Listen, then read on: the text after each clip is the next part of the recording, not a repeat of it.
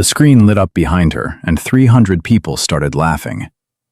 Maya Torres stood frozen at the podium, watching her face, photoshopped onto a woman in a bikini, projected 15 feet high, while Commander Derek Vaughn smiled into the microphone and said, "This is what diversity looks like in action." The cameras rolled. Senior officers stayed silent. International delegates shifted uncomfortably. And Maya, 28 years old, 5 combat deployments, 2 bronze stars pinned to her chest, felt something inside her break. Not from shame, but from the sudden clarity that this was war, and she'd been ambushed. Before we show you how she fought back, tell us in the comments where you're watching from. We want to see how far Maya's story reaches. Hit that subscribe button and stay until the very end, because what happened next didn't just destroy Vaughn's career, it changed the entire system. The invitation had arrived 6 weeks earlier. Maya was in the middle of a training exercise in Little Creek, Virginia, running a squad through urban warfare tactics, when her commanding officer pulled her aside. Captain Rachel Morrison didn't smile often, but that day she did. "You've been selected," Morrison said, handing her a folder marked with the Naval Special Warfare Command seal. "Joint military demonstration at Coronado. International delegates, media coverage, senior brass. They want SEALs who represent the future of special operations." Maya opened the folder. Her name was listed alongside 2 other female operators and 15 men. The event was scheduled for 3 weeks. High profile, high stakes. The kind of opportunity that could define a career. "They specifically requested you," Morrison added. "Your record speaks for itself." Maya nodded, but something in her gut twisted. In 5 years as a SEAL, she'd learned that being requested by name could mean 2 things: recognition or target. "Who else is on the instructor list?" Maya asked. Morrison hesitated. "Derek Vaughn's leading the male demonstration team." And there it was. The twist in her gut now had a name. Commander Derek Vaughn, legacy officer. His father was an admiral, his grandfather a Medal of Honor recipient. Vaughn had coasted through BUD/S on reputation, not grit. He ran training programs now, held power in places that mattered, and made no secret of his belief that women diluted the SEAL brand. "He knows I'm coming?" Maya asked. "He requested you specifically," Morrison said. "Take that however you want." Maya took it as a warning. She arrived at Naval Amphibious Base Coronado on a Tuesday morning in late September. The air was thick with salt and jet fuel. Helicopters hammered the sky. Young recruits ran the beach in formation, their chants swallowed by the surf. Maya checked in at the admin building. The petty officer behind the desk barely looked up. "Name?" "Lieutenant Torres. Maya Torres." The typing stopped. The petty officer's eyes flicked up, scanned her face, then dropped back to the screen. "Torres. Right. You're in Barracks C, 3rd floor, room 314. He slid a keycard across the desk. "Opening ceremonies at 1800 hours. Formal dress. Don't be late." "Is there a briefing before that?" "Check your email." Maya picked up the keycard. "Where's the instructor staging area?" "Building 6, but you won't need it until tomorrow." The petty officer's tone flattened. "Today's just the dog and pony show." She wanted to push back, but the line behind her was growing. She took her gear and left. The barracks were standard. Narrow hallways, fluorescent lights, doors marked with last names and ranks. Maya found 314 and swiped in. The room was small, clean, empty. A single bed, a desk, a locker. She dropped her pack and sat down. Her phone buzzed. An email from the event coordinator. Subject: Ceremony Seating and Protocol. "Lieutenant Torres, you're seated at table 12 with junior international liaisons. Formal remarks begin at 18:30. Please arrive early for pre-event photos." Table 12. Not with the other SEAL instructors, not with senior staff, with junior liaisons who didn't know her and didn't need to. Maya deleted the email and opened another. This one had no subject line. The sender was an unknown number. The message was brief. "You don't belong here. Go home before you embarrass yourself." She stared at it for 10 seconds, then deleted it. Then another one came in. "Women playing soldier is pathetic. Real operators are laughing at you." Delete. Another. "Check Twitter. #fake SEAL. You're already famous." Maya opened Twitter. The hashtag was trending. Hundreds of posts, most with the same edited video. Her stumbling through an obstacle course, falling into mud, getting pulled out by a male instructor. The footage was from her initial BUD/S selection, 4 years ago. She'd completed that course. She'd passed. But someone had cut the clip to show only her failures, looped it, added mocking commentary. "She can't even handle basic training.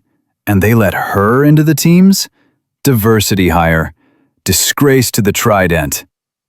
Maya closed the app. Her jaw tightened. Someone had been planning this. The ceremony was held in the base's main hall, a cavernous space lined with flags from 15 nations. Round tables filled the floor, each seating 10 people. The walls were hung with banners. Strength. Honor. Courage. Maya arrived at 1750 hours, early, as instructed. A photographer intercepted her at the entrance. "Lieutenant Torres?" "Yes?" "We need a few shots for the press packet. Over here, please." She followed him to a backdrop stamped with the Navy SEAL Trident. He positioned her, adjusted the lighting, snapped a dozen photos without speaking. When he finished, he lowered the camera. "Good luck tonight," he said quietly. Then he walked away. Maya found table 12. It was near the back, partially obscured by a support column. The other seats were empty. She sat down and waited. The room filled quickly. Senior officers in dress whites, international delegates in formal uniforms, media crews positioning cameras. The energy was high, optimistic, the kind of atmosphere that came before someone important said something important. At 18:20, the other instructors entered as a group, 15 men, all in dress blues, all moving with the kind of confidence that came from knowing the room was theirs. Derek Vaughn led them. He was tall, square-jawed, with the kind of face that looked good in recruitment posters. He scanned the room as he walked, and when his eyes found Maya, he smiled. Not a friendly smile, a knowing one. They took their seats at table 1, directly in front of the stage, the spotlight table, the one everyone would see. Maya's table filled last. 3 junior officers from allied nations, one from Australia, one from the UK, one from Canada. They introduced themselves politely, asked where she was stationed, made small talk. None of them mentioned the hashtag. At 18:30, the lights dimmed. A rear admiral took the stage. "Ladies and gentlemen, distinguished guests, welcome." The speech was predictable. Partnerships, excellence, the future of warfare, the importance of diversity in modern military operations. Then he introduced the instructors. "These men and women represent the pinnacle of naval special warfare. Over the next 3 days, they will demonstrate the tactics, techniques, and procedures that make our SEALs the most elite fighting force in the world." Applause. "I'd like to invite Commander Derek Vaughn to say a few words." The applause grew louder. Vaughn stood, buttoned his jacket, and walked to the stage. He moved like someone who'd done this 100 times. Comfortable, charismatic, dangerous. "Thank you, Admiral," Vaughn began, his voice smooth and amplified. "It's an honor to be here, to represent the SEAL community, to show the world what we're made of." He paused for effect. Now, some of you may have heard that we've made some changes to our selection process in recent years. We've opened doors that were previously closed. We've embraced new perspectives. And tonight, I want to highlight one of those new perspectives. Maya's stomach dropped. "Lieutenant Maya Torres," Vaughn said, gesturing toward the back of the room. "Stand up, Maya. Let everyone see you." 300 heads turned. Maya didn't move. "Come on, don't be shy," Vaughn said, laughing. "This is your moment." The Australian officer next to her whispered, "I think he's calling you." Maya stood, slowly. Every eye in the room locked onto her. Vaughn smiled wider. "There she is. Ladies and gentlemen, Lieutenant Maya Torres. 5 years in the teams, multiple deployments, 2 Bronze Stars." He let the applause build, then raised a hand to quiet it. "Now I know what you're thinking. You're thinking, wow, she must be incredible." And you'd be right. She is. Incredibly persistent. A few chuckles rippled through the room. See, Maya here represents something important. She represents the new Navy, the inclusive Navy. The Navy that says, hey, it doesn't matter if you're the fastest, the strongest, or the toughest. What matters is that you try really, really hard. The chuckles grew louder. Maya's hands clenched at her sides. "Now, I don't want to embarrass her," Vaughn continued, pulling a remote from his pocket. "But I think it's important that we're honest about what modern standards look like." The screen behind him lit up. The edited video. Maya stumbling, falling, failing. The room went silent. "This," Vaughn said, "is what diversity looks like in action." The silence broke. Laughter. Not from everyone. Some officers looked uncomfortable. Some women looked horrified. But enough. Enough men laughing. Enough cameras recording. Enough witnesses staying silent. Maya stood frozen. Her chest burned. Her vision tunneled. Every instinct screamed at her to move, to speak, to fight. But she didn't. Because she knew the trap. If she reacted, she proved his point. If she cried, she was weak. If she yelled, she was emotional. If she walked out, she quit. So she stood there. And she let them laugh. Vaughn clicked to the next slide, a photo of Maya from earlier that day, the one the photographer had taken. Except it had been altered. Her face photoshopped onto a body in a bikini, posing provocatively. The laughter turned uglier. "This," Vaughn said, "is what we're defending. This is the future." Maya's jaw locked. Her nails dug into her palms. The Canadian officer next to her stood up. "This is inappropriate," he said loudly. "Commander, this is—" "Sit down, Captain," a voice from Table 1 barked. A senior officer. "Let him finish." The Canadian officer hesitated, then sat. Vaughn clicked again. Another photo. Maya in her dress uniform, but with clown makeup digitally added. "I'm just saying," Vaughn continued, shrugging. "If we're going to lower standards, we might as well make it entertaining." The room was split now, half laughing, half silent, all watching. Maya's phone buzzed in her pocket. Then again. Then again. Messages pouring in. She didn't need to check them to know what they said. Finally, Vaughn clicked off the screen. "Anyway, Maya, just wanted to welcome you to the team. We're all really excited to see what you bring to the table." He paused. Or try to bring.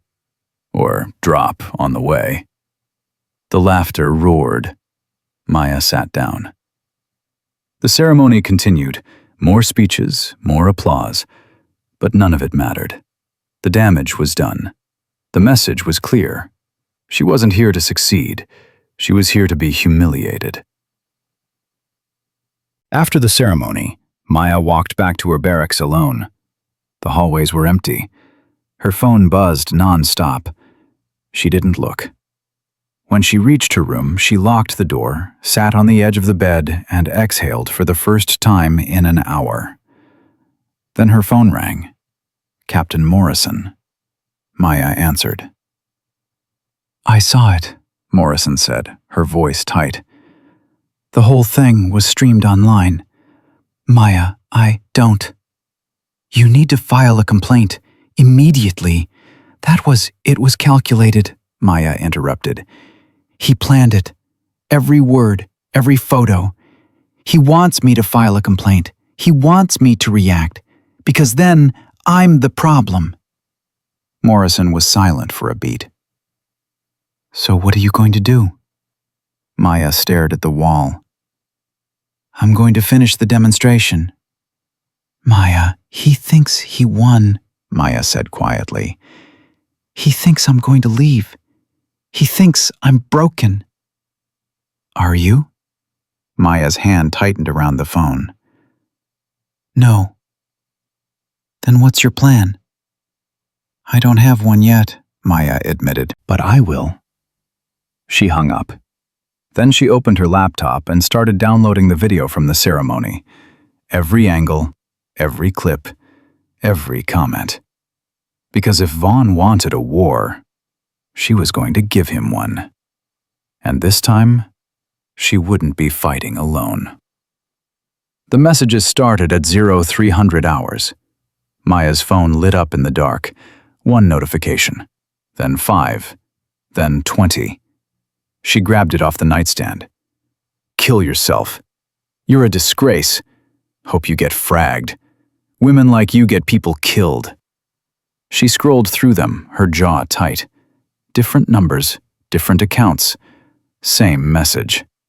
She took screenshots of every single one, then turned off her phone. Sleep didn't come.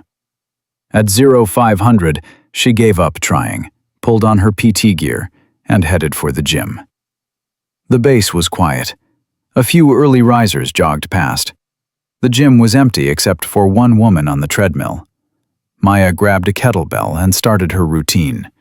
Swings, snatches, Turkish get-ups. The rhythm calmed her mind. 10 minutes in, 3 men walked through the door. Maya recognized 2 of them from Vaughn's table. They saw her, exchanged glances, and walked to the weight area directly behind her. Their conversation started low, then grew louder. "Did you see that video? Fucking embarrassing. I don't know how she even made it through selection." "She didn't, not really. They changed the standards for her." Maya kept her eyes forward, kept moving. They wanted a reaction. "I heard she slept with her instructor to pass. Wouldn't surprise me. Probably slept with half the team." The kettlebell felt heavier in Maya's hand. She set it down, grabbed her towel, and walked toward the exit. "Hey, Torres," one of them called out. "You leaving already? Thought SEALs had endurance." She didn't turn around. "Guess that's another standard they lowered." The door closed behind her. Maya stood in the hallway, breathing hard. Not from the workout, from restraint. Her phone buzzed. She'd turned it back on. Another message. This one was different, from a local number. "Lieutenant Torres, I need to talk to you. Alone. Meet me at the East Pier at 0630. Come alone. Please." No name, no signature. Maya stared at the message. Every instinct said trap. But something about the tone felt different, desperate, not threatening. She typed back, "Who is this?" The response came immediately. "Someone who knows what they're doing to you. And I have proof." The East Pier was a narrow concrete walkway that jutted into the bay. At 6:30, the sun was just breaking the horizon, painting the water orange and gold. Maya arrived 5 minutes early, scanned the area. Empty. She positioned herself with her back to the water, eyes on the approach. At 0632, a figure appeared. Female. Petite. Dark hair pulled into a tight bun. She wore PT gear and walked fast, head down, arms crossed. As she got closer, Maya recognized her. Private First Class Sarah Chen, a combat medic assigned to the base hospital. They'd never spoken, but Maya had seen her around. Sarah stopped 10 feet away, looked left and right, then stepped closer. "Thank you for coming," Sarah said quietly. Her voice trembled. "You said you have proof?" Sarah reached into her jacket and pulled out a phone. "I've been recording them for 3 months. Conversations, planning sessions, everything." Maya took the phone. Sarah had opened a voice memo app. Dozens of files, each labeled with dates. "Play the one from August 12th, Sarah said. Maya pressed play. Vaughn's voice came through clearly. "The Torres situation needs to be handled before she gets here. I want her credibility destroyed before she steps off the transport. Dig up everything, old photos, failed exercises, anything that makes her look weak." Another voice, male, younger. "What if there's nothing? Her record's clean." "Then make something," Vaughn replied. "Edit the footage, Photoshop if you have to, I don't care. By the time she arrives, I want her name attached to failure." Maya's hand tightened around the phone. "Keep going," Sarah whispered. Maya scrolled to September 3rd, played it. "The ceremony's perfect," Vaughn said. 300 witnesses, live cameras. We humiliate her publicly. She either quits or breaks down, and either way, we win. Women see what happens when they reach too high. "What if she files a complaint?" "Let her. I'll bury it. My father's a 2-star. Her word against mine? Please." Maya stopped the recording. Her hands shook. Not from fear, from rage. "Why are you showing me this?" Maya asked. Sarah's eyes filled with tears. "Because I'm not the first person he's done this to. And you're not going to be the last." "What do you mean?" 2 years ago, there was another female SEAL instructor, Lieutenant Jessica Ramos. She lasted 6 days before she requested emergency transfer. Vaughn ran the same campaign: public humiliation, doctored footage, harassment. She tried to report it. Nothing happened. She left the Navy entirely 3 months later. Maya felt something cold settle in her chest. "Where is she now?" "I don't know. She disappeared, deleted all her social media, just gone." "And you were here when it happened?" Sarah nodded. "I tried to help her, tried to document everything, but I was too scared to come forward. When I heard you were coming, I knew it would happen again. So I started recording. Who else knows about this? No one. If Vaughn finds out I've been recording him, I'm done. They'll transfer me, bury me, or worse." Maya handed the phone back. "Send those files to me, encrypted, tonight." "What are you going to do?" "I'm going to finish what Jessica started." Sarah's face paled. "They'll destroy you." "They're already trying." Maya met her eyes. "The difference is, I'm not leaving." At 0800, Maya reported to the instructor staging area in Building 6. Her first scheduled demonstration was at 1000 hours, advanced marksmanship techniques for international observers. When she walked in, the energy shifted. Conversations stopped. Eyes tracked her. A staff sergeant behind the equipment desk looked up. "Torres?" "That's right."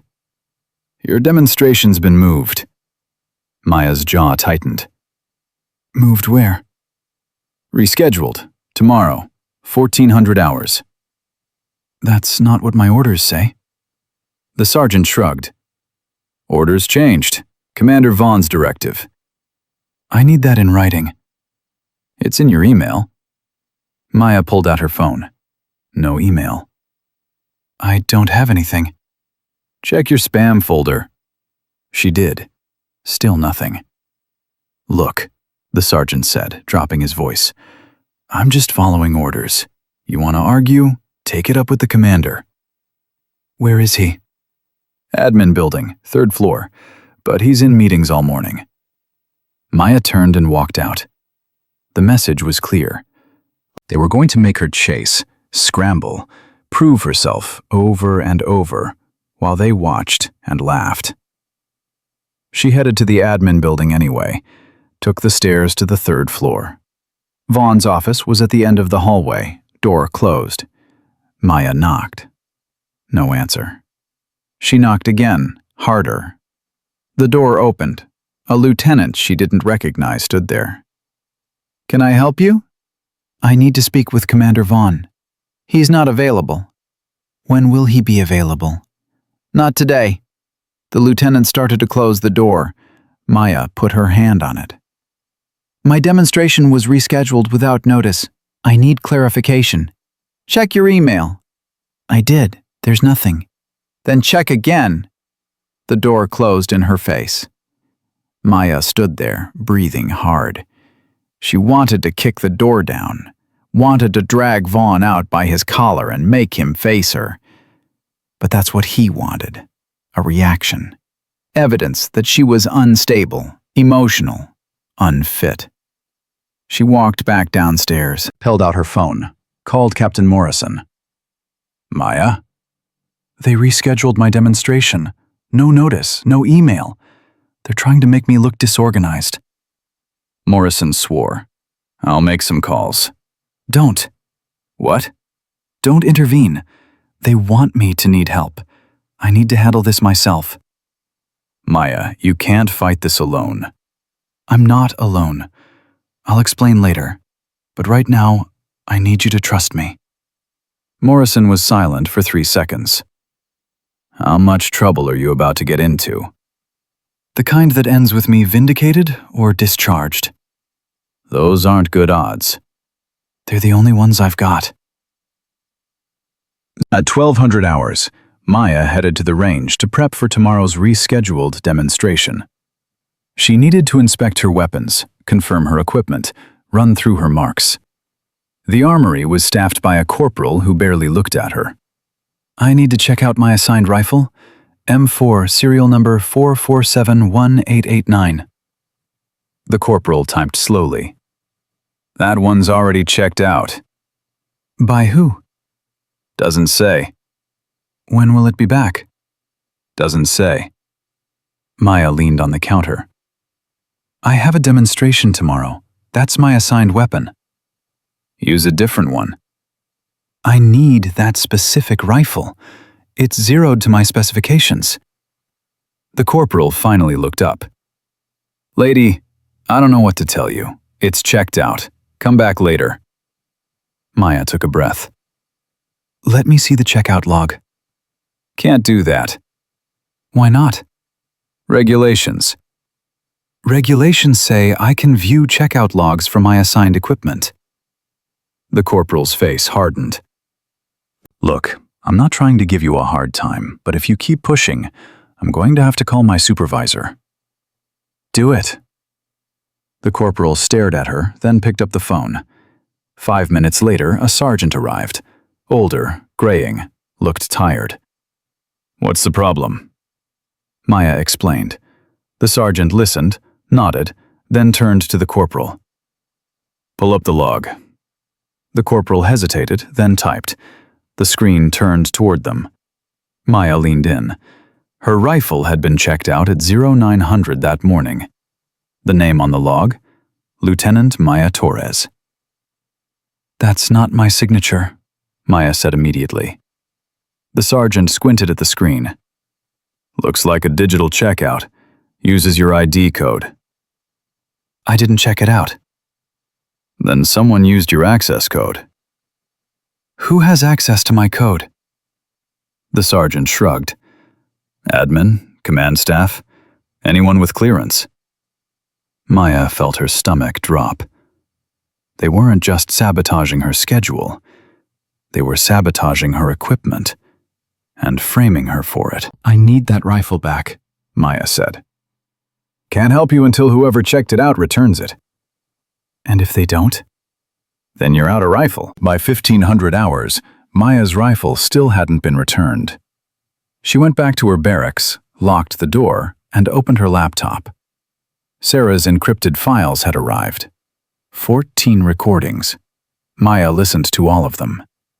Vaughn's voice over and over, plotting every detail.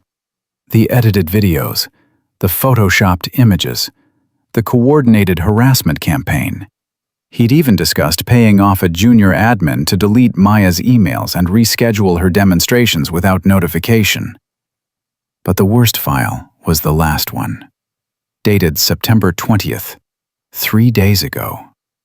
"Tomorrow's her marksmanship demo," Vaughn said. "I've arranged a little surprise. Her rifle's going to malfunction. Misfeed, jam, whatever. She'll look incompetent in front of 50 foreign observers. After that, we move to Phase 2. "What's Phase 2? "The water extraction. We make her look weak under pressure. Panic, freeze, need rescue. By the time we're done, her reputation's ash." Maya stopped the recording, her hands curled into fists. They weren't just trying to humiliate her. They were sabotaging live demonstrations. If her rifle malfunctions tomorrow, it wouldn't just embarrass her. It could endanger others. She had to act. Tonight. So, at 2100 hours, Maya slipped out of her barracks. The base was quieter now, but not empty. She moved carefully, staying in shadows, avoiding checkpoints. Building 6 was locked. She used her keycard. It didn't work. They'd deactivated it. Maya circled to the back, found a window propped open for ventilation. She climbed through, landed silently on the concrete floor.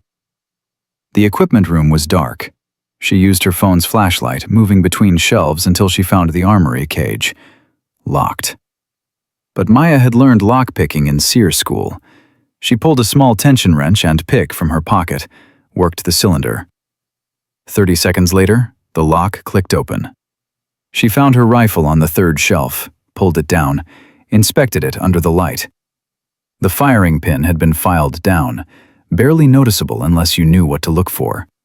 It would fire once, maybe twice, then jam.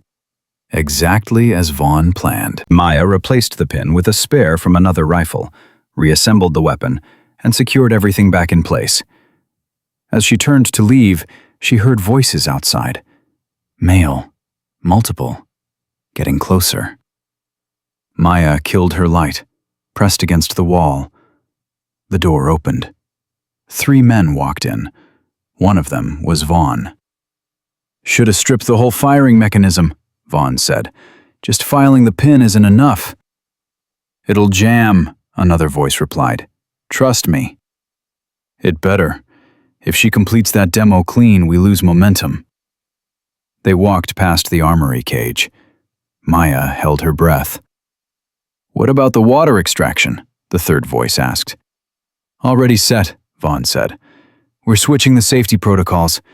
She goes in thinking it's a standard rescue, but we're using live scenario rules. If she panics, she drowns." Maya's blood turned cold. Jesus, Commander, that's extreme." "It's necessary," Vaughn snapped. "We need her gone. Discredited. Finished. I don't care how it happens." They moved toward the exit.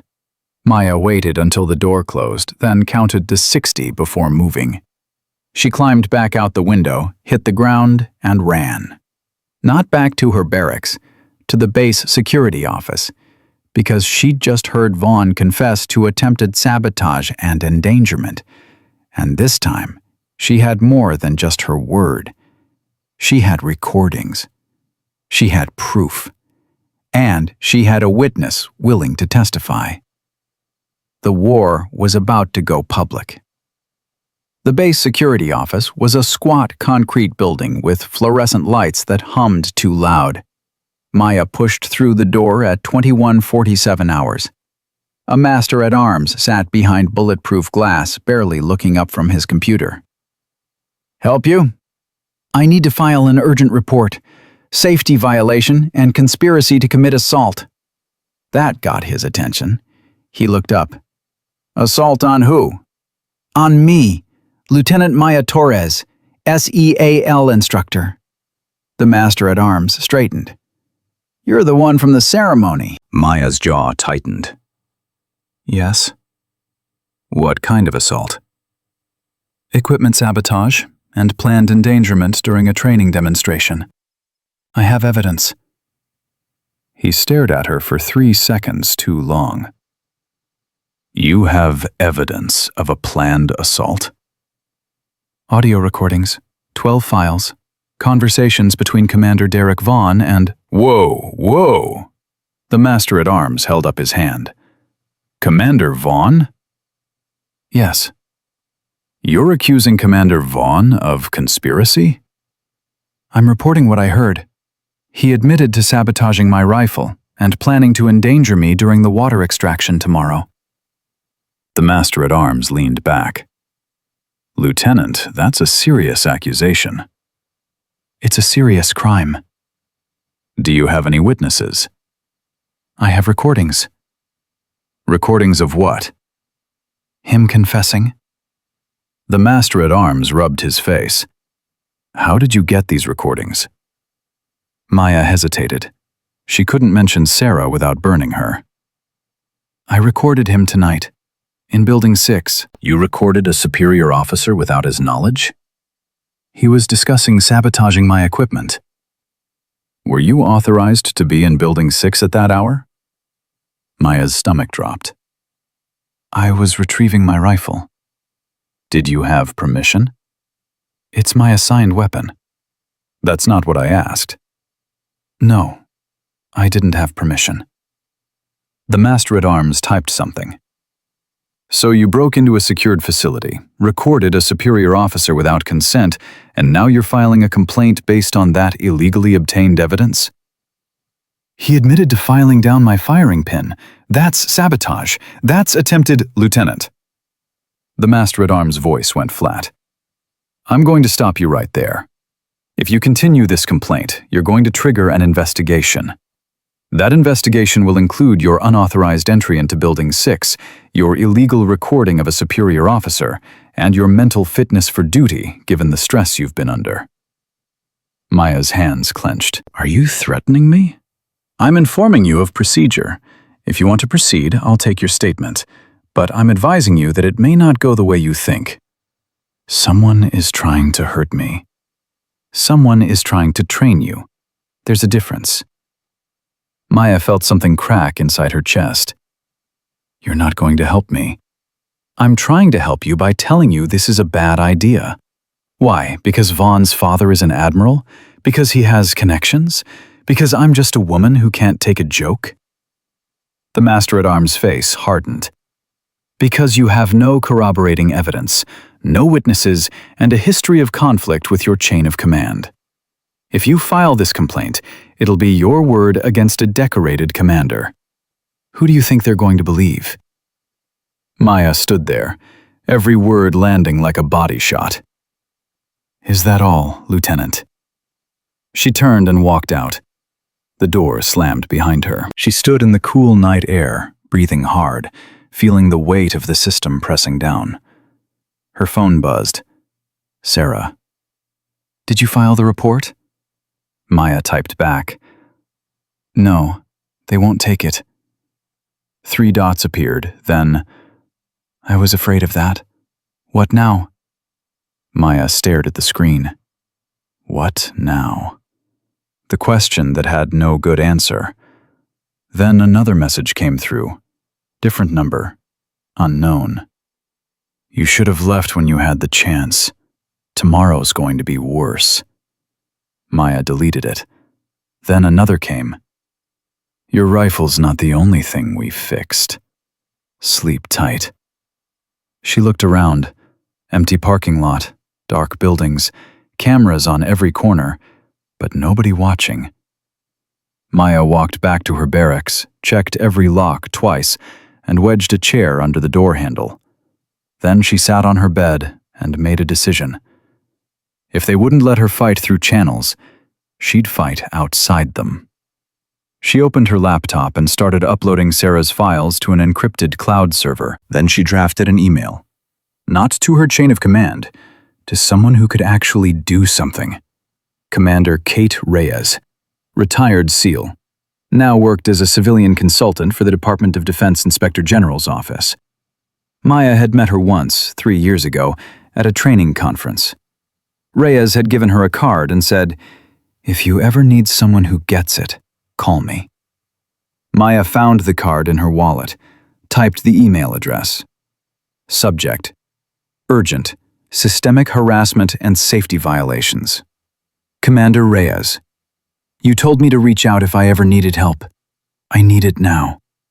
Attached are recordings documenting a coordinated campaign to sabotage my career and endanger my life. Base security won't take my report. My chain of command is either complicit or compromised. I have a demonstration tomorrow at 1400 hours. If something happens to me, these files are the proof. Lieutenant Maya Torres. She attached all 12 recordings, hit send, and closed the laptop. Now she had to survive until tomorrow. At 0530 hours, Maya woke to pounding on her door. She grabbed her phone. 0534. The pounding continued. "Lieutenant Torres, open up!" She pulled the chair away, unlocked the door. A staff sergeant stood there, 2 MPs behind him. "Lieutenant, you need to come with us." Maya's heart slammed. "What's this about?" "Commander Vaughn wants to see you. Now." "It's 0530. "And he's waiting." Maya grabbed her uniform jacket. "Am I under arrest?" "Not yet." The walk to the admin building felt like a death march. The MPs flanked her. The staff sergeant walked ahead. No one spoke. They took her to the 3rd floor, Vaughn's office. The door was open. Inside, Vaughn sat behind his desk, looking fresh and pressed like he'd been awake for hours. 2 other officers sat in chairs against the wall. One was a JAG attorney. The other was a senior chief Maya didn't recognize. "Lieutenant Torres," Vaughn said, smiling. "Thanks for joining us." Maya didn't sit. "What's this about?" "Last night, someone broke into Building 6 and tampered with equipment.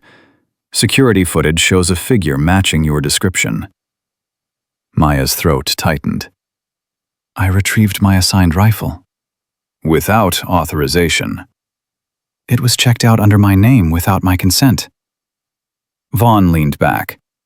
"And rather than report it through proper channels, you decided to break into a secured facility after hours?" "I had a demonstration scheduled. I needed my weapon." "A demonstration that was rescheduled due to your unprofessional conduct at the opening ceremony." "My unprofessional conduct?"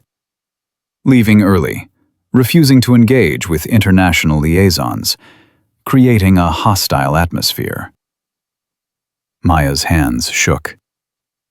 "You stood in front of 300 people and humiliated me with doctored footage."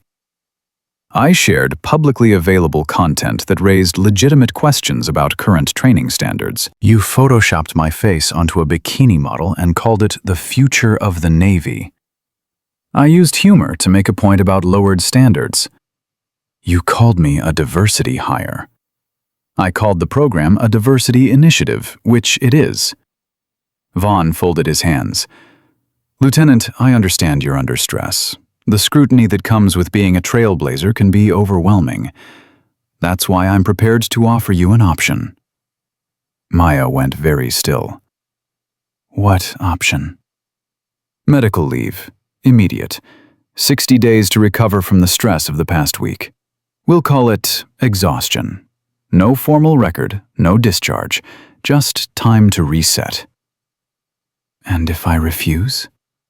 Then we proceed with the investigation into your unauthorized entry, and we document your pattern of erratic behavior, the threatening messages you've been sending to junior personnel, the paranoid accusations against senior leadership, the mental instability. Maya's blood ran cold. I haven't sent any threatening messages. We have screenshots. Vaughn slid a folder across the desk. From your phone number to multiple personnel, including Private Chen. Maya opened the folder. Messages she'd never sent. Vile, threatening, unhinged. All time-stamped within the past 48 hours. All from her number. I didn't send these.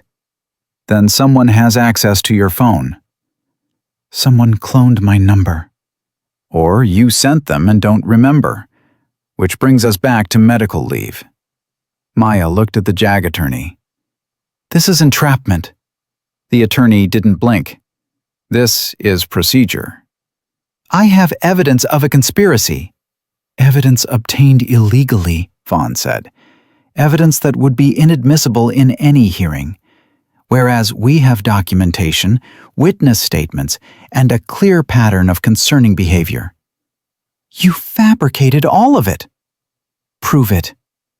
Maya felt the trap closing. Every move she'd made, every attempt to fight back, they'd anticipated and weaponized. I'm not taking medical leave, she said. Vaughn's smile didn't reach his eyes. Then I'll see you at your demonstration. 1400 hours. Don't be late. At 1345 hours, Maya stood at the firing range with 50 international observers, 15 cameras, and a rifle she'd personally inspected 3 times that morning. Vaughn stood to the side with his instructors, arms crossed, watching her like a predator watch his wounded prey. The range officer called positions. Maya stepped to the line. Demonstrating advanced marksmanship techniques, the officer announced. Targets at 300, 500, and 800 meters, 10 rounds each, scoring based on accuracy and time. Maya loaded her rifle, felt the weight, the balance, checked the firing pin one last time. Shooters ready, she nodded. Stand by. The buzzer sounded. Maya fired. The first target, 300 meters, took 3 rounds, all center mass. The second target, 500 meters, took 4. Windage compensation. The third target, 800 meters, required 6 rounds, adjusting for bullet drop and atmospheric pressure. 13 rounds total. All hits. Time, 4 minutes, 12 seconds. The range fell silent, then applause. The international observers stepped forward, impressed. One of them, a German colonel, shook her hand. Exceptional shooting, Lieutenant. Maya nodded, but her eyes were on Vaughn. His face was stone, his jaw tight. He'd expected her to fail, expected the rifle to jam, the shots to miss, the humiliation to compound. Instead, she'd just set a base record. Lieutenant Torres, the range officer said, you're cleared for the next demonstration. Water extraction, 1600 hours. Maya's stomach dropped. The trap she'd heard Vaughn planning, the one she couldn't avoid without proving him right. She had 2 hours to figure out how to survive it. At 1530 hours, Maya walked to the pool complex. Not the training pool, the deep water facility used for combat diver conditioning. 40 feet deep, cold, unforgiving. Sarah Chen was waiting outside, her face pale. Don't do this, Sarah whispered. I don't have a choice. Yes, you do. Refuse. File another complaint. Go over his head. His head is an admiral, and I already tried filing. They won't listen. Then leave. Walk away. This isn't worth your life. Maya met her eyes. If I leave, he wins, and every woman after me loses.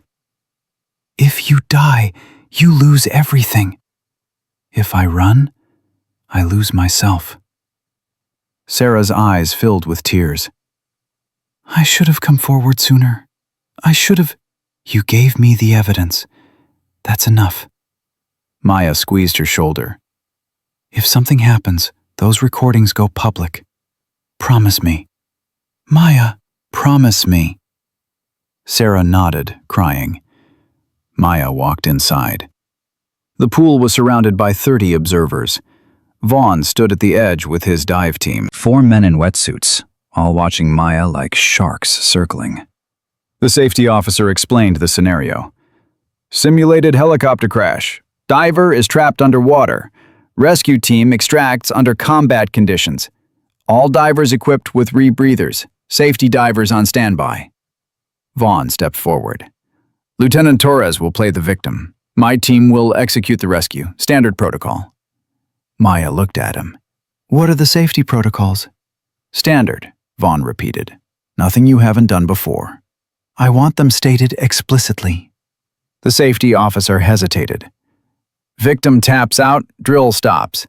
Victim goes unconscious, safety divers intervene. Rescue team maintains non-lethal force.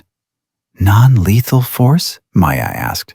In combat scenarios, victims may resist due to panic or hypoxia. Rescuers are authorized to restrain them. Maya's jaw tightened. Restrain.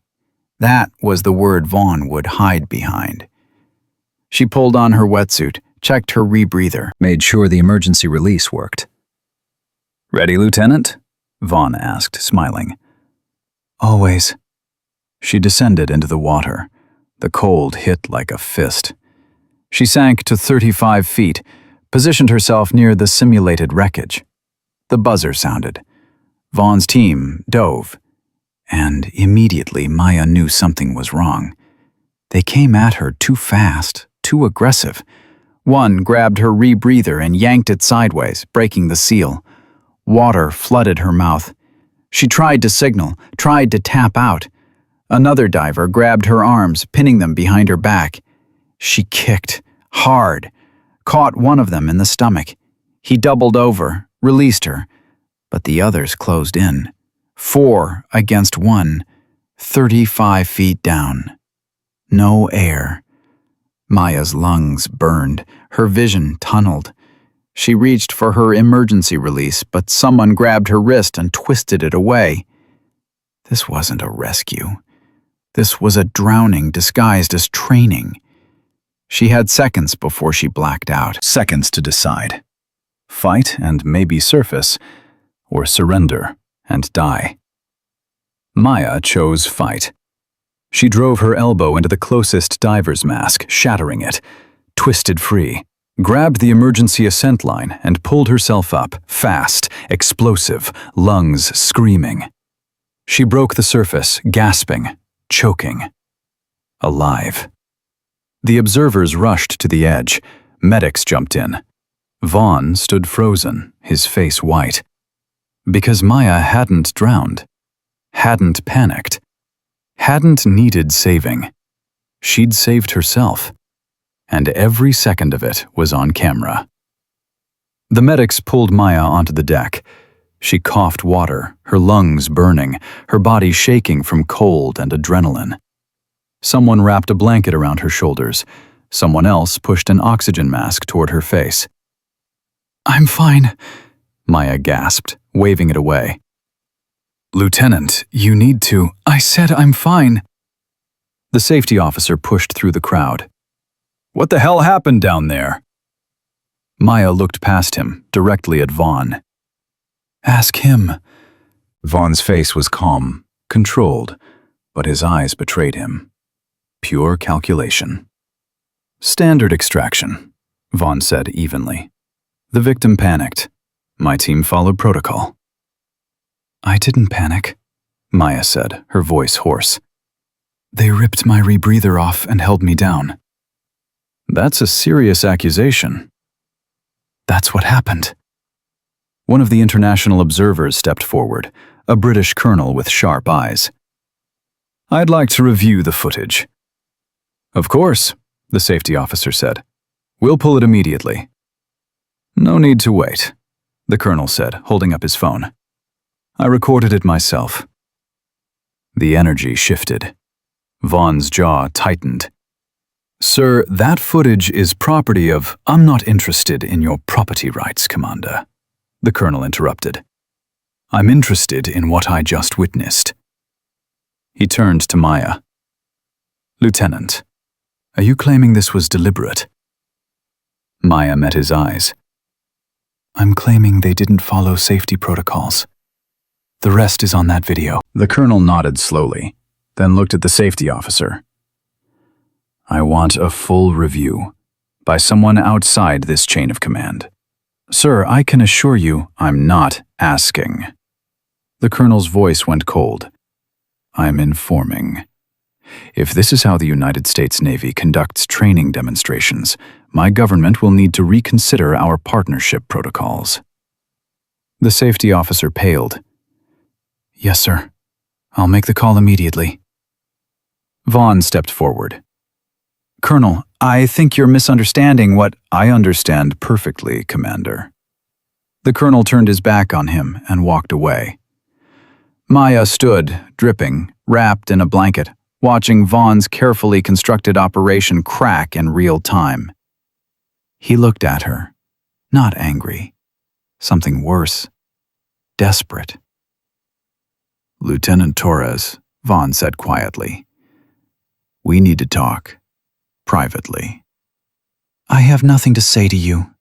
You're making a mistake. The only mistake was trusting that you'd play fair. Vaughn leaned closer, his voice dropping to a whisper. You don't know what you're doing. You don't know who you're fighting. I know exactly who I'm fighting. No, Vaughn said. You really don't. He walked away, his team trailing behind him. Sarah pushed through the crowd, her face stricken. Maya, oh my God. I'm okay. You almost died. But I didn't. Maya pulled the blanket tighter. And now we have proof. Proof of what? They'll say you panicked. They'll say their team acted appropriately. They'll lie, Maya finished. But they can't erase 30 witnesses and a dozen cameras. You don't know what they're capable of. Maya looked at her. Neither do they. At 1800 hours, Maya sat in her barracks, clean and dry, staring at her laptop. Her email inbox had exploded. 73 messages in 2 hours. Half were supportive. Messages from female officers she'd never met, thanking her for standing her ground. Messages from male SEALs who'd witnessed the ceremony and felt disgusted. Messages from civilians who'd seen clips online and wanted to help. The other half were threats. You're dead. We know where you sleep. Enjoy your last week breathing. Maya saved them all. Screenshots, timestamps, IP addresses when visible. A knock at the door made her jump. Who is it? Captain Morrison. Maya opened the door. Morrison stepped inside, closed it behind her, and immediately pulled Maya into a hug. Jesus Christ, Maya. Maya stood stiff for a moment, then let herself lean into it, just for 3 seconds. Morrison pulled back, her eyes red. I watched the video. All of it. That wasn't training. That was attempted murder. Can you prove it? I don't have to. The British colonel already contacted the IG. They're sending investigators tomorrow. Maya's chest tightened. Tomorrow? First flight out of DC. They'll be here by 0900. Morrison gripped her shoulders. Maya, this is it. This is your chance. But you need to be smart. Vaughn's going to come at you tonight, hard. He's going to try to discredit you before those investigators arrive. Let him try. He's not going to try. He's going to succeed unless you protect yourself. How? Morrison pulled out a phone. New number, burner. Only call me or people you absolutely trust. Don't go anywhere alone. Don't eat anything you didn't prepare yourself. Don't open your door unless you verify who's on the other side. Maya took the phone. You think he'd poison me? I think he's desperate. And desperate men do desperate things. Morrison's voice cracked slightly. I should have protected you better. I should have seen this coming. You gave me the tools to fight. That's enough. Is it? Because you're still here, still in danger, and I'm 300 miles away. I'm not alone anymore. Morrison nodded. Commander Reyes called me an hour ago. She's flying in tonight. She's bringing a legal team and enough political weight to make sure this doesn't disappear. Maya felt something loosen in her chest. She's coming? She said, and I quote, "Nobody tries to drown one of my SEALs and walks away." Morrison smiled grimly. She's scary when she's pissed. Good. I need scary right now. At 2100 hours, Maya's new phone buzzed. Commander Reyes. Torres? Yes, ma'am? I'm 10 minutes out. Meet me at the south gate. Come alone. Stay visible. Don't deviate from main roads. Understood. And Torres.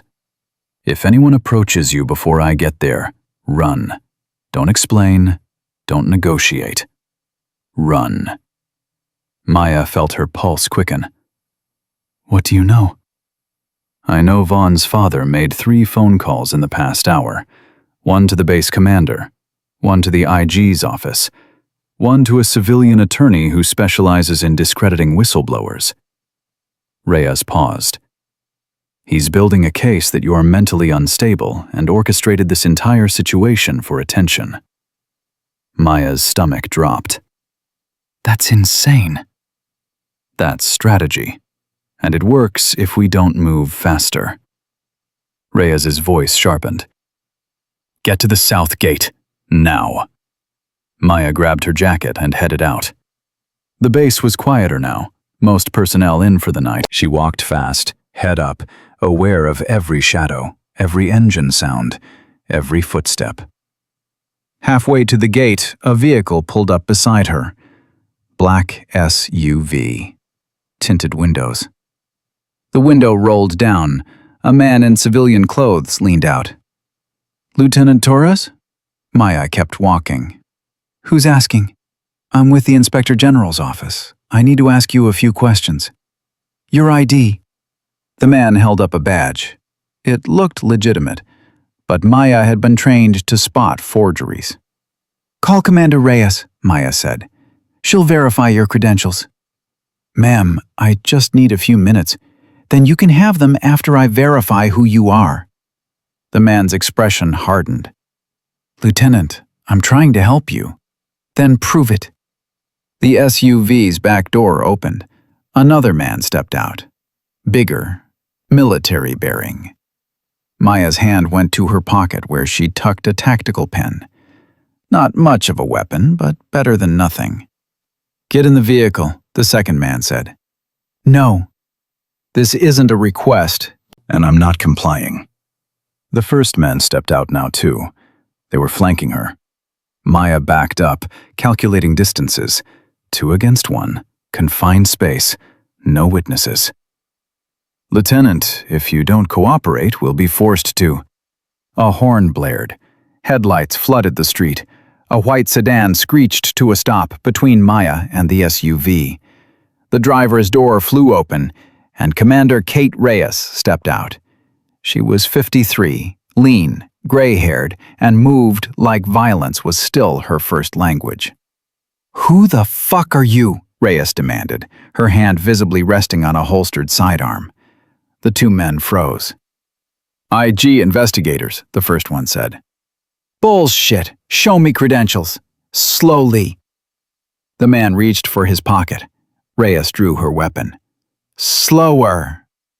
The man's hand stopped. Then he smiled. You're making a mistake, Commander. The mistake was thinking you could grab one of my people and call it legal. Reyes looked at Maya. Get in the car. Maya moved fast, sliding into the passenger seat. Reyes kept her weapon trained on the men. Tell Vaughn he just escalated to kidnapping. That's federal. She backed into the car, slammed the door, and peeled out. Maya's hands shook. Who were they? Private contractors, probably hired by Vaughn's father to extract you before the real IG arrives. Reyes glanced at her. You okay? I'm alive. Good. Let's keep it that way. Reyes drove to a hotel off base, checked them into a room under a false name, and swept it for listening devices before speaking again. Tell me everything, Reyes said. Don't leave anything out. Maya talked for 40 minutes. The ceremony, the harassment, the sabotaged rifle, the recordings Sarah had made, the water extraction, the threats, all of it. When she finished, Reyes was silent for a long moment. You should have called me sooner. I thought I could handle it. You did handle it. You're still breathing. Reyes leaned forward. But now we need to finish this. The IG investigators arrive at 0900. You're going to give them everything. The recordings, the emails, the threats, the witness testimony, all of it. And if Vaughn's father blocks the investigation? He's going to try, but I didn't come alone. Reyes pulled out her phone, dialed a number, and put it on speaker. A woman's voice answered. Reyes? I've got her. She's safe. Good. Is she willing to testify? Ask her yourself.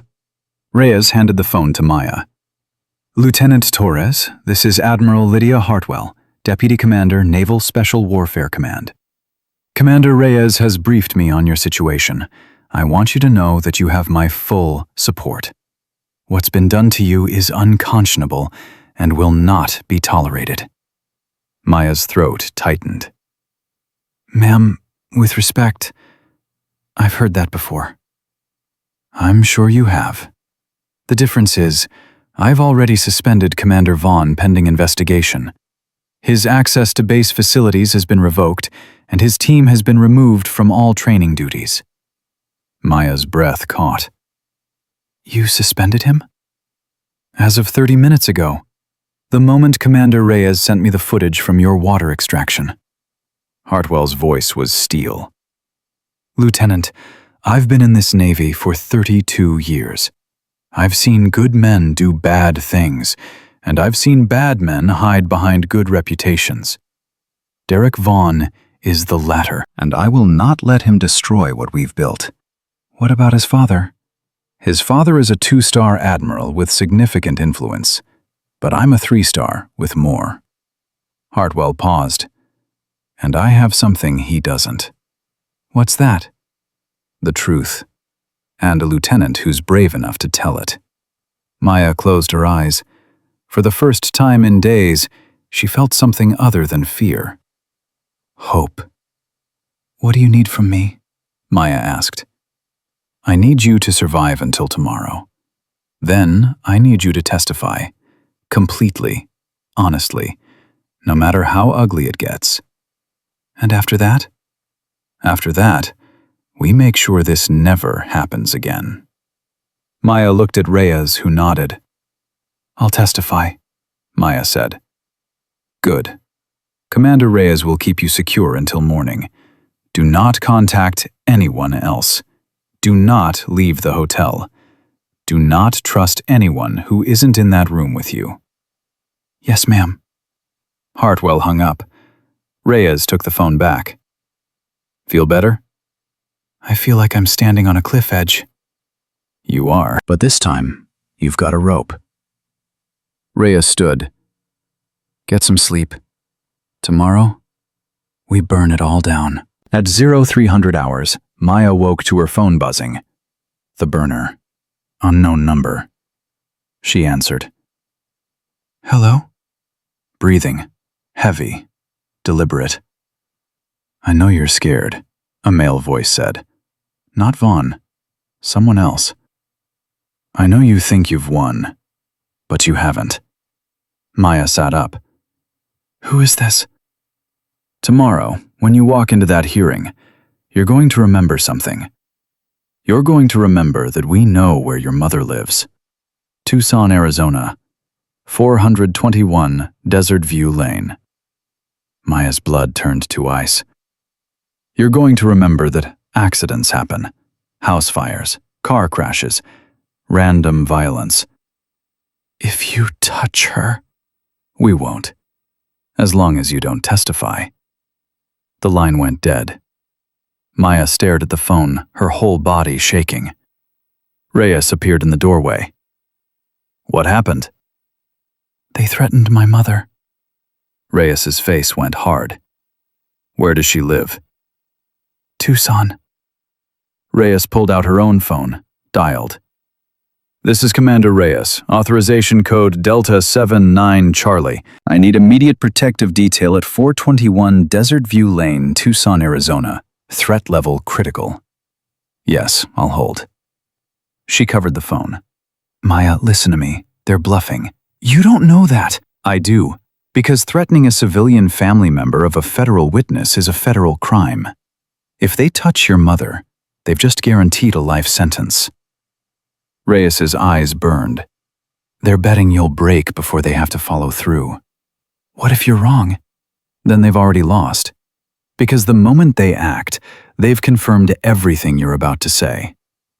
Maya's phone buzzed again. A text. Last chance. Walk away, or everyone you love pays. Maya showed it to Reyes. Reyes smiled.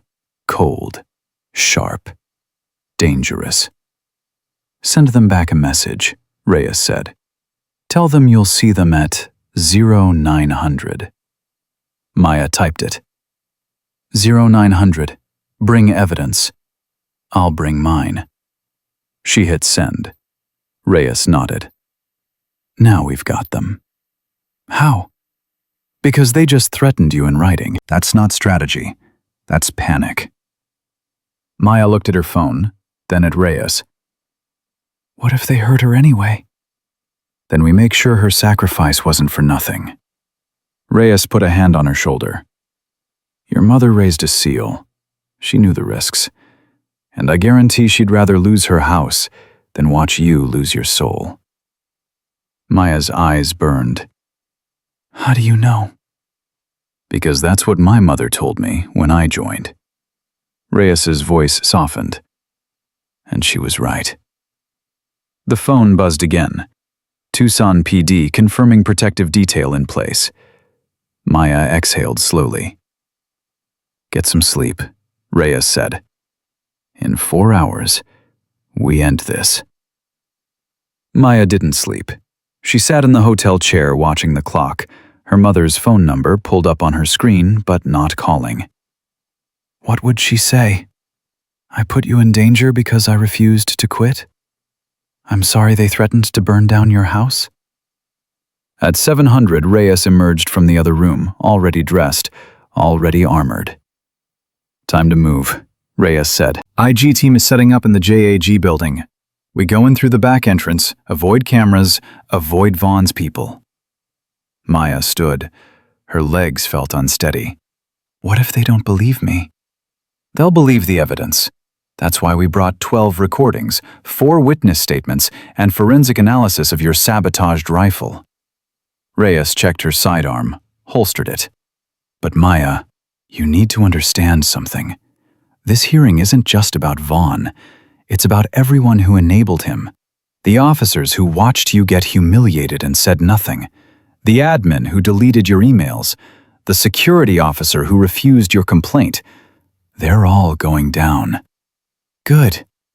Is it? Reyes met her eyes. Because some of them are people you've worked with.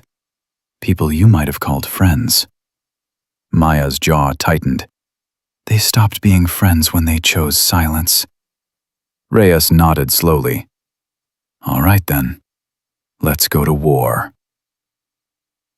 The JAG building's back entrance was guarded by 2 Naval Criminal Investigative Service agents who checked their IDs 3 times before letting them through. They were escorted down a narrow hallway to a conference room that had been converted into a hearing space. Long table at the front, recording equipment. 3 investigators from the Inspector General's office, all in civilian suits, all looking like they'd seen every kind of corruption and believed none of it. The lead investigator was a woman in her 60s, gray hair pulled back, eyes that missed nothing.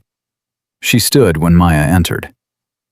"Lieutenant Torres, I'm Margaret Chen, senior investigator. Thank you for coming."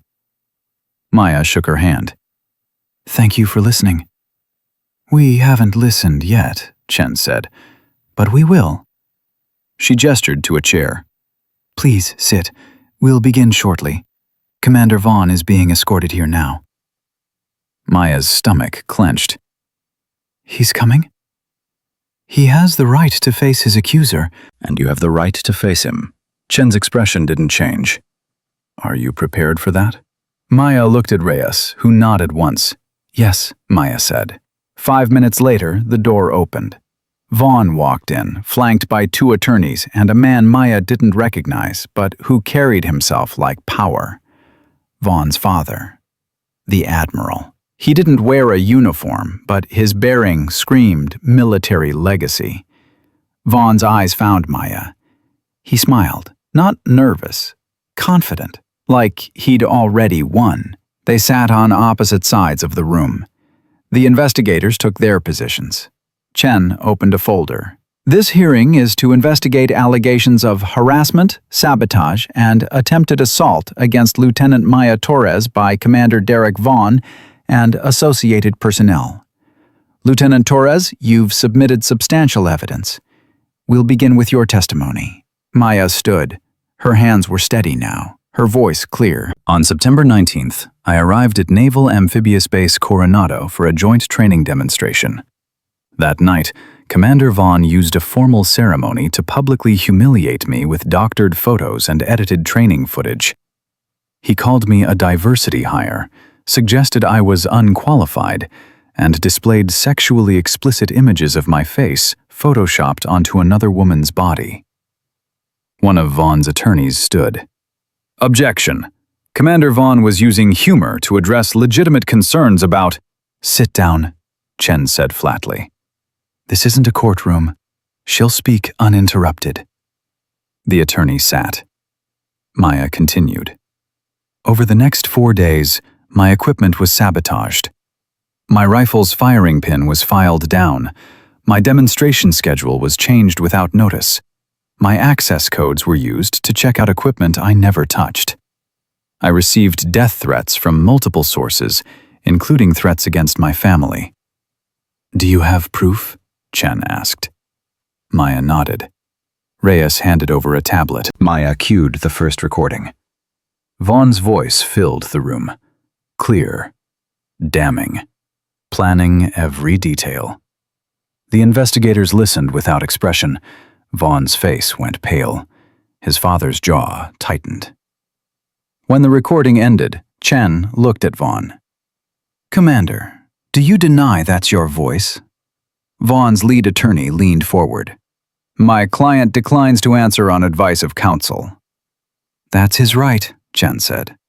"Lieutenant Torres, continue."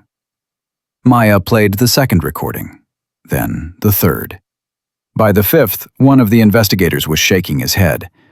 By the 8th, Vaughn's father had stood up and walked to the window, his back to the room. "The final incident," Maya said, her voice harder now, "was the water extraction demonstration. Commander Vaughn's team was supposed to execute a standard rescue. Instead, they removed my rebreather, held me underwater, and prevented me from surfacing. I have 30 witnesses and multiple camera angles showing what happened." Chen pulled up the footage on the main screen. Everyone watched in silence as Maya struggled, fought, barely survived. When it ended, the room was deadly quiet. Chen looked at Vaughn. "Commander, this is your opportunity to respond." Vaughn stood. His voice was controlled, but Maya could see the tension in his shoulders. "Lieutenant Torres is a competent operator, but she's also been under significant stress. The scrutiny that comes with being a female SEAL is immense. I believe she misinterpreted routine training as targeted harassment. My team followed protocols. If she felt endangered, that's unfortunate. But it's not criminal. You're saying she panicked, Chen said. I'm saying she's human. And humans under pressure sometimes see threats that aren't there. What about the recordings? Out-of-context conversations between instructors discussing legitimate training concerns. You discussed filing down her firing pin. I discussed the possibility of equipment failure, which happens. I didn't order anyone to sabotage anything. Chen leaned back. So your position is that Lieutenant Torres fabricated all of this? My position is that she's mistaken. 30 witnesses are mistaken about what they saw in that pool? Vaughn's attorney stood again. The footage shows a difficult extraction. It doesn't show intent. Chen smiled. It wasn't friendly. Then let's talk about intent. She pulled out another folder. 3 days ago, we received an anonymous tip about Commander Vaughn's training records, specifically his BUD/S completion scores. Would you like to know what we found? Vaughn went very still. Your final scores were altered, Chen continued. You failed the underwater navigation test, twice. You failed the long-range marksmanship qualification. Your overall performance was borderline.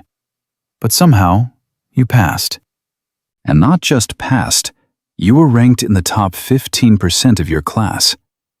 Vaughn's father turned from the window. Someone with significant access changed your scores, Chen said. Someone with admiral-level clearance. The room exploded. Vaughn's attorneys were on their feet. His father moved toward the table. Reyes stood, hand on her weapon. Sit down, Chen said, her voice cutting through the chaos. All of you, sit down. They sat. Chen looked at Vaughn's father. Admiral Vaughn, you altered your son's training records to ensure he graduated BUD/S. You used your position to fabricate a career he didn't earn. And when Lieutenant Torres arrived, a legitimate SEAL with legitimate credentials, you saw her as a threat to that legacy. That's absurd, the Admiral said. His voice shook. We have the audit trail. We have the access logs. We have testimony from the records officer who was ordered to make the changes. Chen's eyes were ice. You didn't just enable your son's harassment campaign. You started it. Because if the Navy began scrutinizing female SEALs, they might scrutinize everyone, and your son wouldn't survive that scrutiny. Vaughn stood. My father had nothing to do with... We have recordings of your conversations with him, Chen interrupted. You called him 17 times in the past week. We pulled the phone records. We know he hired the contractors who tried to grab Lieutenant Torres. We know he contacted the base commander to pressure him into ignoring her complaints. We know everything. Vaughn's face crumbled. Not anger. Terror. His father looked at him, and for the first time, Maya saw it. Not pride. Shame. Derek, the Admiral said quietly. What did you do? I protected us, Vaughn said, his voice breaking. I protected what we built. What we built? The Admiral's voice rose. I built a career on honor. You've destroyed it with lies. You built a career by cheating from me, Vaughn shouted. You think I don't know? You think I didn't know from the beginning? Every test, every qualification, every promotion, you paved the way. And now you're going to pretend you're innocent? The silence was absolute. Chen closed her folder. This hearing is concluded. Commander Vaughn, you're under arrest for conspiracy, assault, sabotage, and filing false official statements. Admiral Vaughn, you're being referred for court-martial on charges of falsifying military records and abuse of authority. Both of you will be taken into custody immediately." NCIS agents entered the room. Vaughn's attorneys protested. His father didn't resist. He just sat there, staring at his hands. Vaughn looked at Maya one last time. "You destroyed everything." Maya stood. Her voice was steady. "No, you did. The moment you decided your reputation mattered more than the truth." They led him out. The aftermath moved fast. By 1400 hours, Vaughn's entire team had been suspended. By 1600, the base commander had resigned. By 1800, Admiral Hartwell held a press conference announcing a full review of SEAL training protocols and harassment prevention measures. Maya watched it from Reyes's hotel room, Sarah Chen sitting beside her. "They're calling you a hero," Sarah said softly. "I'm not a hero. I'm just someone who refused to disappear." "That's what makes you a hero." Maya's phone buzzed. Her mother. She answered. "Maya? Mom, I'm okay." "I know. The police told me everything." Her mother's voice shook. "Why didn't you call me?" "I didn't want to scare you." "I'm your mother. Being scared is part of the job." A pause. "Are they really in custody?" "Yes." "Good," her mother exhaled. "When you were little, I used to worry about you joining the military. I thought the enemy would be overseas. I never imagined it would be your own people." "Neither did I." "But you fought them anyway." "I didn't have a choice." "Yes, you did," her mother said firmly. "You could have walked away. You could have stayed silent. You chose to fight, and I've never been more proud of you." Maya's eyes burned. "I love you, Mom. I love you too, baby. Come home when you can." They hung up. Reyes appeared in the doorway. "Hardwell wants to see you. Tomorrow morning. She's offering you a position." "What position?" "Head of the new SEAL Training Oversight Committee. You'd be responsible for implementing the reforms, making sure what happened to you never happens to anyone else." Maya was quiet for a long moment. "I'd have to work with the same people who watched it happen." "Some of them, yes." "The same commanders who stayed silent." "Yes." "Can I think about it?" "You have 24 hours. That night, Maya walked the beach alone. The same beach where recruits ran until they collapsed, where dreams broke and legends were born, where she'd proven herself over and over, only to have it mean nothing when the real test came. Her phone buzzed, a message from a number she didn't recognize. "Lieutenant Torres, you don't know me, but I was one of the junior officers at that ceremony. I watched what Vaughn did to you, and I said nothing. I laughed because everyone else was laughing. I'm ashamed. I'm sorry. And I'm resigning my commission. I don't deserve this uniform. Thank you for showing me what courage actually looks like." Maya read it twice. Then another message came in. Different number. "I was assigned to Vaughn's team. I participated in the water extraction. I didn't think what we were doing was wrong until I watched the footage today. I was following orders, but that's not an excuse. I've submitted my resignation. I hope you can forgive me someday." Then another. And another. 8 messages in 20 minutes. All from men who'd been part of it. All taking responsibility. All walking away. Maya sat down in the sand, her phone in her hand, tears streaming down her face. Not tears of pain, tears of something else, something bigger. This was what victory actually looked like. Not revenge, not punishment. Change. Real, fundamental change in the hearts of people who'd been part of the problem. Her phone rang. Reyes. Have you decided? Maya looked at the ocean, at the base lights in the distance, at the path that had brought her here. Yes, she said. I'll take the position. You sure? It's going to be brutal. They'll fight you on every reform. They'll resent you. Some will try to undermine you. Let them try. Maya's voice was steel now. I didn't survive this to watch it happen to someone else. That's what I was hoping you'd say. 6 months later, Maya stood in the same conference room where she'd been humiliated. But now it was different. 40 female SEAL candidates sat in the chairs. 20 male instructors stood along the walls.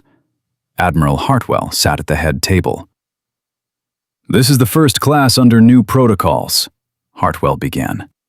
"Same standards, same tests, same requirements, but different enforcement, different oversight, different culture." She looked at Maya. "Lieutenant Torres will explain." Maya stood, every eye in the room locked on her. 6 months ago, I almost died on this base.